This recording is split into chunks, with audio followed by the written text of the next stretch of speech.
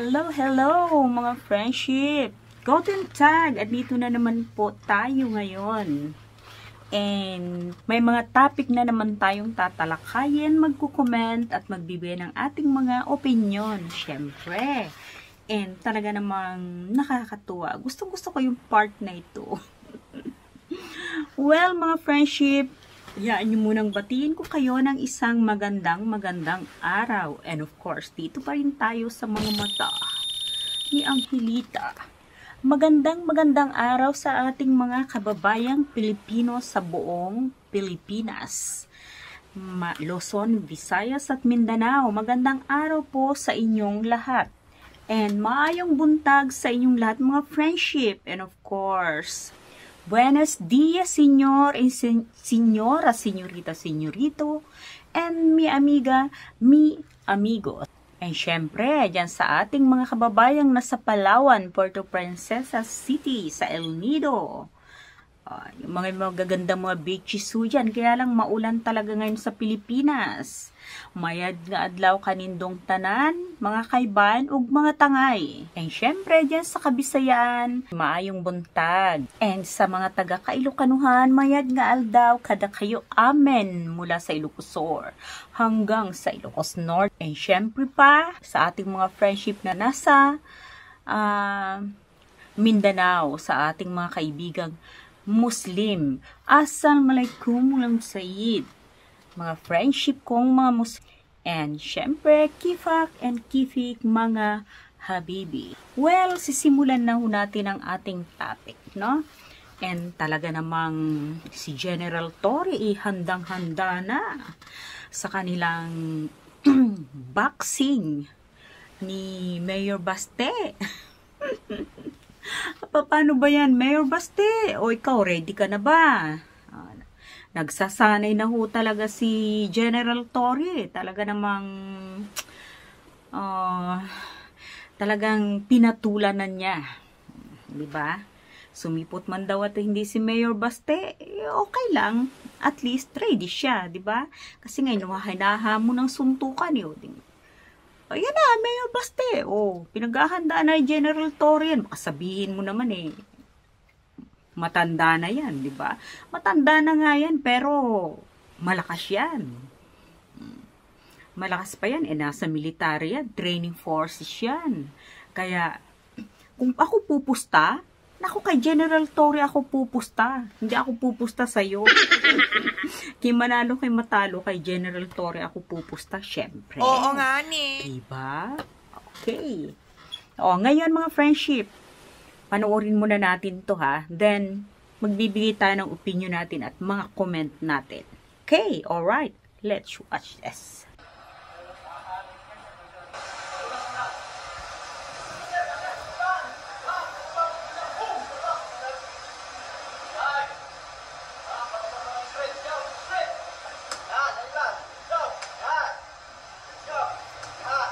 Anytime naman ready tayo.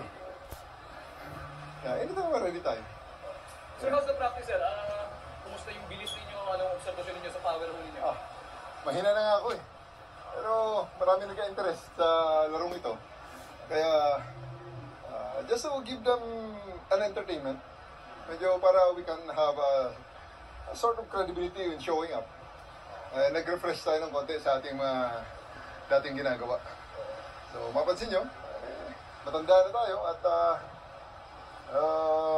sabi nga ng trainer ko, mahina na nga ang hangin kaya wala nang diin ng mga suntok. Kaya I really hope na matuloy ito para makita naman nila na we're serious in this dahil sa ating fundraising ito at ito ay para naman sa mga typhoon and flood victims. Kahapon, pinoproblem natin yung Araneta dahil may concert sa nito. May nag-offer, may senator lang po na nag-offer daw po ang Pulero Work. Okay, kung ready sila sa venue, I can show up. Pero nakaset na actually ang Rizal Memorial Coliseum. A ring is already being set up there para sa Sunday. So, Parang wala pang replies yan, no? sa kanya na yan. Whether he shows up or not, may mga sponsors na nagsabi na magdo-donate na lang ng pang-ayuda sa ating mga kababayan na nasalanta ng bagyo at ng baha. So sir, sa Sunday ng alas 9, nandun siya, wala Yes. Kasi kung wala naman siya, mag-distribute na lang kami ng ayuda. May mga ayuda kaming naka-ready para din sa ating mga kababayan. Ano ba bang member ka sa PNPA ng vaccine? Ano na? Member ka sa May mga sport tayo, ng kadete tayo. Oo nga sir, medyo may kita naman, yung agility mo, medyo nag-boxing ka talaga ba sir, no? Hindi na. Alam ng mga nanonood nakikinig sir. Nakaready rin tayo, naging playbook eh. Sinusuntok nga namang nakatali ang kamay sa likod eh. Kaya yun na lang ang iniisip ko. Lakasan lang ng loob yan. Sa akin din ng mga netizens, may kanya-kanya yung mga bata yung mga netizens, sir. That's good because it will help drum up the event para mas maraming sponsor. The more sponsors that we can pull in dito sa event na ito, mas maganda para sa ating mga beneficiaryo. Sir, may mga nag-pledge ka ba na sponsor na willing mag-sponsor ng Gunfall Ground? Yeah, actually meron kasi kaya nga this coming Sunday marami ng mga tao na darating sa Rizal Memorial Coliseum and at 9 o'clock, whether he shows up or not, we will just continue with the distribution of aid sa ating mga kababayan. Hindi naman sa patol, there was a challenge made and I just saw an opportunity to raise funds at makatulong sa ating mga kababayan. So I just grabbed it. Sir, baka may message sa kanya yung Vice Mayor Masli. Wala. Sa ating mga kababayan, ako nagpapasalamat lamang sa kanilang mga interest, sa interest na mga ibinigay dito sa event na ito. At maraming salamat sa mga nagsuporta, sa mga nag-pledge ng ayuda sa ating mga kababayan. Ang pinaka-importante rito, ating mga kababayan na magiging beneficiaryo nitong event na ito. Sir, hanggang Sunday maghihintay ka. Yeah. Sir, anong say ng palasyo? Kasi talagang nandun sa social media, sa mga balita, sa mga balita. Ano pong say ng palasyo? Tanong yun lang sa official spokesperson ng Palasyo. I just cannot speak for Malacanang. Ayan guys. Tingnan nyo. Talagang ready na si General Torre, di ba? Talaga namang handang-handa. Mayor Baste, ano ba masasabi mo about this? Ayan.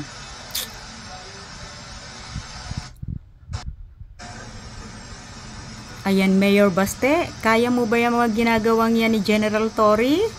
Nako. Di ba? Ngayon patutuanan mo yung mga yung mga kayabangan mo na sinasabi mong coward si General Torre. Now, ayan na ang hamon mo. Di ba?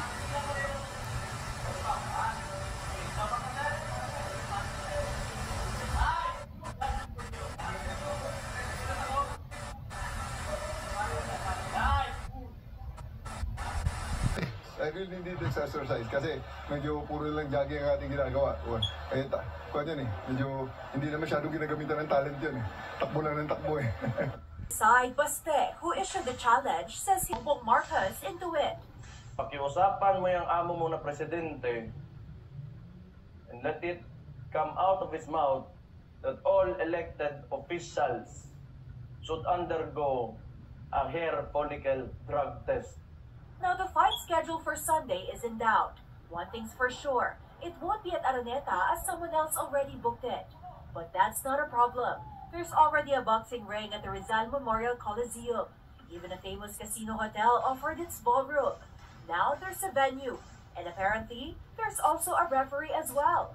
Nag-volunteer ako na maging referee because I am worried that General Torre might inflict a catastrophic injury on Baste dahil yan si General Torre astig yan. When asked about the boxing match, Malacanang had this to say. Kung matuloy man, good ba? Ayan mga friendship, meron na rin palang referee. Di ba, nandiyan na, nagvo-volunteer na si Attorney Gadon. Wala nang problema, meron na silang referee. Meron na ring venue. Di ba, kaya lang hindi pa natin alam kung magkano ang presyo ng entrance. Malalaman natin yan. Ayan, should undergo na naman daw. Yan ang lagi nilang sinasabi, should undergo the drug test, diba? At ba't hindi rin kayo magpa-undergo sa drug test? Tama. Diyan lang kayo magagaling Dapat bago kayo magsalita ng ganyan, kayo munang magsabing yung sarili muna ninyong ipa-drug test ninyo. Hindi yung panay, sabi kayo na nagsasabi ng ganyan, yung sarili nyo, hindi nyo maipa-drug test. Magpa-drug test din kayo. Oo, para honey. Para fair ang labanan, di ba? Para patas. Di ba nga mga friendship? Para patas ang labanan. Hindi naman yung i-challenge ninyo silang magpapa-drug test. Kayo muna magpa-drug test, di ba? Kung ako naman kayo muna magpa-drug test bago ako. Kung gusto niyo naman, sabay-sabay tayo. Drug test, hair follicle. Ang daming alam. Grabe. Hindi kaya nila naiisip yun, no? Sa ganyan lang naman talaga sila magagaling. Gusto nila magpa-hair follicle, patapos si PBBM, nadadamay naman. Lagi nilang idinadamay. Bakit kaya? Alam niyo mga friendship, no? Hindi ko maintindihan, no? Kung bakit, galit na galit sila kay PBBM. Bakit kaya? Problema. Kasi dahil hindi nila napatalsik sa pwesto si PBBM bilang presidente. Kauupo pa lang ni PBBM noon, gusto na nilang patalsikin, di ba? Tama. Talaga yung mga banat talaga ni Duterte, na mga produce. Tsaka ni Duterte. Tignan mo, tumakbo siyang pagka-mayor, kahit na alam niyang may kaso siya, mapapa-ICC, maaaresto, tumakbong pagka-mayor, para pag nga naman wala siya, acting mayor ang anak niya, di ba? Ganun ang gusto nilang gawin kay PBBM noon dahil vice president ang anak niya. Tapos gusto nilang patalsikin si PBBM bilang presidente para yung vice president yung anak, iyan ang maging presidente. Ang galing naman talaga nila, no? Ang gagaling nila talaga, ang utak nila pagdating sa mga ganyan. Naku, mga friendship. Mayor Baste, yan. Nagsasanay ka rin naman pala na dapat umappear ka doon, di ba? Umappear ka dapat sa Sunday. Para naman na hindi ma-disappoint yung mga tao. Para naman hindi kami ma-disappoint. Di ba? Manunood pa man din kami. Nako, nandun kami. Kumuha na nga ako ng upuan malapit sa harap para makita ako ng gusto kung sino talaga ang mananalo. Di ba? Ganun lang yun mga friendship. Excited na tayo dyan. Wow, malapit na. Sabi nga ni Jose Claire Castro, kung matuloy man yan, good luck. Diba? Pero alam niyo mga friendship, maganda rin naman yung naisip ni General Torre, diba? Kasi kung sakali charity boxing nga naman mapupunta at maitutulong pa sa mga kababayan natin na nasalanta ng mga bagyo. Nasalanta ng mga dilobyo, di ba? At least, yung magiging kita nun, mapupunta sa mga kababayan. Magaling rin naman yung paghahamon ni Mayor Baste. At least, meron namang katuturan at merong patutunguhan. Di ba? Kahit di na natin isipin na pinatulan ni General Torre yung paghahamon niya. At least, pinatulan man ni General Torre yung paghahamon niya, may patutunguhan naman. Di ba? Hindi naman sabing parang sa mga pansarili lang or anything na na mga hindi magagandang bagay. At least, kahit ganun nangyayari, inisip pa rin niya mga kababayan natin para makatulong. Di ba nga? Sabi nga nila sa No Man is an Island daw. Kung nag-iisa ka nga lang naman, hindi naman maaari yun. Hindi ka mabubuhay nun. Diba? Kailangan marami ka rin namang kasama. So, isipin na lang natin mga friendship na kung sakaling ang matuloy ito, makakatulong pa sa mga Pilipino, sa mga kababayang Pilipino natin. Diba? Hindi naman siguro masama matuloy man o hindi. Okay pa rin naman ang kahihinatnan. Kaya, ganun lang, fair lang tayo. Kaya manalo kay matalo, kung sino ang manalo, kung sino ang matalo, lahat panalo. Di ba? Panalo ang taong bayan. At least, sabihin na natin walang talo, walang panalo. Ang mananalo ang taong bayan kung sakasakali. Kasi sabi nga ni General Torre, itutulong daw nila sa ating mga kababayang Pilipino, 'di ba? Yung mga mapipera nila doon sa boxing, sa charity boxing na 'yan. 'Di ba mga friendship? Ang sarap sigurong ang sarap sigurong manood ng boxing, no? Na yung nakaka-challenge siguro yung ang mga boksingero hindi naman talagang mga boxer. 'Di ba? Sarap sigurong manood ng ganun kasi hindi natin alam kung sinong matatalo. Pero ako bet ko talaga si General Torre kung sakasakali. Kung tataya ako, sa kanya ako tataya. Manalo, matalo, okay lang, 'di ba? Doesn't matter. Kasi it doesn't matter, matalo man si General Torre, okay lang. Yung pera ko, hindi ko panghihinayangan yun na natalo kasi mapupunta sa mga kababayang Pilipino. Sa mga nasalanta ng dilobyo sa Pilipinas, nasalanta ng bagyo, di ba? Mapupunta sa kanila yun. So, either manalo. Siguro kung mananalo man, si General Torre, tumaya, nag-bet ako sa kanya, pus nanalo ako, itutulong ko rin yun sa mga kababayan. Kasi talagang kailangan nila ang tulong. Kaya mga kababayan, eto, sakyan na lang ho natin, di ba? Wag na lang ho natin ituring na talagang pera-pera ang labanan or talagang parang nasa boxing arena na pares ang ginagawa ni Manny Pacquiao, 'di ba, na milyon-milyon ang napapanalunan. Hindi naman yata ito ganun.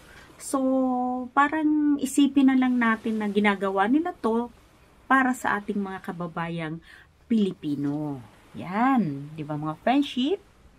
And mga friendship, nako, eto, panoorin nyo ha, sinabi ni Mayor Baste. Tignan naman ninyo. Talagang napaka-arrogante niya. Di ba? Alala, Torre, kasi matagal ko na talaga gusto makabugbog ng unggoy. Kung gusto mo lang talaga ng suntukan, bakit kailangan mo pa mo ng charity? Why do you need kailangan mo pang gamitin yung nangyayari ngayon na baha dyan sa Metro Manila? If you're really serious about this, kung gusto mo yung charity na yan and you've laid some conditions, then let me lay my own conditions for the event. Kung serious ka talaga, these are my conditions. Pakiusapan mo yung amo mo na presidente and let it come out of his mouth that all elected officials should undergo a hair follicle drug test. Papalagan ko yung charity mo na yan. Wala problema. If it will answer the issues nitong bansa natin, I can do that. Wow, mga friendship, nakaka-excite ito. Narinig niyo yung sinabi ni Baste? Oh, talaga naman ano? Galing ano? Sabi, ang pogi-pogi talaga niya. Matagal na raw niya gusto makabugbog ng unggoy. Wow. Ganun pala talaga ang tingin nila sa mga tao kapag kayang-kaya nila, no? Akala mo naman ang popogi nila. Tingnan kaya niya, humarap kaya muna siya sa salaminot or di kaya tignan niya kaya muna yung pagmumuka ng ama niya. Kung anong pagmumuka meron, di ba? Tama. Bago siya magsalita ng ganun. Unggoy, ah. Ibang klase rin naman talaga. Ang pupogi naman talaga at ang gaganda. Sobrang gaganda ng mga pamilyang ito. Nakaka-amaze, diba? Mga sa mga kanilang mga ugali, mga attitude nila. Diba? Mga friendship. Well, nakaka-excite ito. Kaya dapat wag nating palagpasin ito, mga friendship. May mga condition pa siya. May mga condition pa siya tungkol sa boxing na yun. Yung dinamay na naman niya kagad si presidente, no? Nakita mo, talagang ang init ng dugo nila kay PBBM. Ibang klase talaga tong mga to. Samantalang sa kanilang, siya naman ang unang naghamon ng suntukan kay General Torre. Wala namang ginagawa sa kanya kay si General Torre, di ba? Siya naman ang unang naghamon. Pagkatapos ngayon, may kondisyon pa siya. Bakit kailangan humingi ng kondisyon? Samantalang ikaw naghamon. Tama. Kapal naman talaga ng mukha. Nako, ibang klase talaga mga Duterte, no? Ay, mga friendship, talaga palang may mga taong ganito. Sa bagay, hindi na tayo dapat magtaka. Kasi may mga, kahit naman siguro sa parte tayo ng mundo mapunta, may talagang mga taong ganitong klase ng mga pag-uugali. Diba mga friendship? Ganyan lang talaga siguro ang buhay. Pero itong mga to, minsan, nakakapag-isip ibang klase talaga sila. Mga amazing, some kind of attitude na talaga namang hindi mo kabibiliban. Hindi kaiga-igaya. Kung ano-anong mga sinasabi, mga drug test, hair follicle. Ano ba naman yun? Nakakatuwa talaga, no? Well, mga friendship, walang kakwenta-kwenta mga sinasabi. Kung gusto mong labanan si General Torre, pues, labanan mo na lang. Huwag ka nang humingi pa ng mga kondisyonis mo. Diba? Oh. Kung ikaw, gusto mong labanan ng isang tao, di labanan mo na lang. At least si General Torre, yung prinsipyo niya nandun pa rin sa mga kababayang Pilipino, di ba? Para makatulong, kaya tinatawag niyang charity boxing. Ikaw, makikipag-boxing ka, pero may kondisyon ka. Patungkol na naman kay Presidente. Magpa-hair follicle na naman, magpa-drug test na naman. Oh my goodness, OMG. Oh, okay mga friendship, abangan na lang natin ang susunod na kabanata.